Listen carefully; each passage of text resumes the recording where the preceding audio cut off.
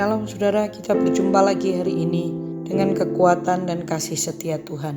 Nah saudara yang dikasihi Tuhan, kita tahu bahwa hari-hari ini adalah hari-hari di mana Tuhan akan menyatakan kuasa-Nya melalui hidup kita. Kita tidak perlu khawatir dengan apa yang akan kita jalani, kita lalui. Saya diingatkan dalam Mika 7 ayat 18. Siapakah Allah seperti Engkau yang mengampuni dosa dan yang memaafkan pelanggaran dari sisa-sisa miliknya sendiri, yang tidak bertahan dalam murkanya untuk seterusnya, melainkan berkenan kepada kasih setia?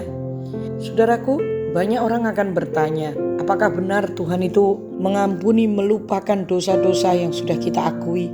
Kita datang kepada Dia, Dia menghapuskannya. Tuhan Yesus berkata Allah itu setia dan adil. Jika kita mengaku dosa kita, maka dosa kita akan dihapuskan. Seperti di dalam Mika dikatakan bahwa tidak ada Allah seperti Allah kita yang mengampuni, yang begitu besar kasih setianya kepada kita. Nah Tuhan itu berkomunikasi dengan mereka yang mau mendengar, menerima dan mau mentaati Dia.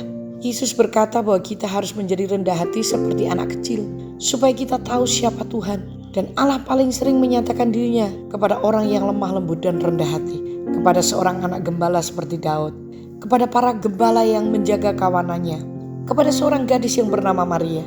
Bagaimana cara Tuhan berbicara? Bagaimana orang buta bisa melihat? Bagaimana orang tuli bisa mendengar? Sejak awal Tuhan berbicara kepada manusia. Adam mendengar suara Tuhan ketika di Taman Eden. Adam memiliki putra Kain dan Habil. Tuhan berbicara kepada mereka. Kain menolak apa yang diwahyukannya, tetapi Habil mentaati firman Tuhan. Nah, tanggapan Habil itu menunjukkan bahwa seseorang yang ternoda dan cacat oleh dosa dapat menanggapi tawaran Tuhan. Jadi pada mulanya memang Tuhan itu memulai dengan wahyu untuk membangun jembatan antara dirinya dan manusia. Alkitab berkata, siapakah seperti Engkau yang mengampuni dosa dan memaafkan pelanggaran-pelanggaran dari sisa-sisa miliknya sendiri, yang tidak bertahan dalam murkanya untuk seterusnya, melainkan berkenan kepada kasih setia. Sekalipun Adam dan Hawa sudah jatuh dalam dosa, tetapi sebenarnya Tuhan masih berbicara kepada mereka. Tuhan berbicara kepada Kain dan Habil. Bukankah Kain dan Habil itu lahir di dalam dosa? Tetapi Tuhan masih berbicara. Tapi ada dua pilihan. Yang satu menanggapi, meresponi dan mentaati. Yang satunya menolak dan mengabaikannya. Nah, tergantung kepada kita. Kita mempunyai Tuhan yang berkuasa, Tuhan yang hebat, Tuhan yang mengasihi. Kasih setianya tidak pernah berhenti.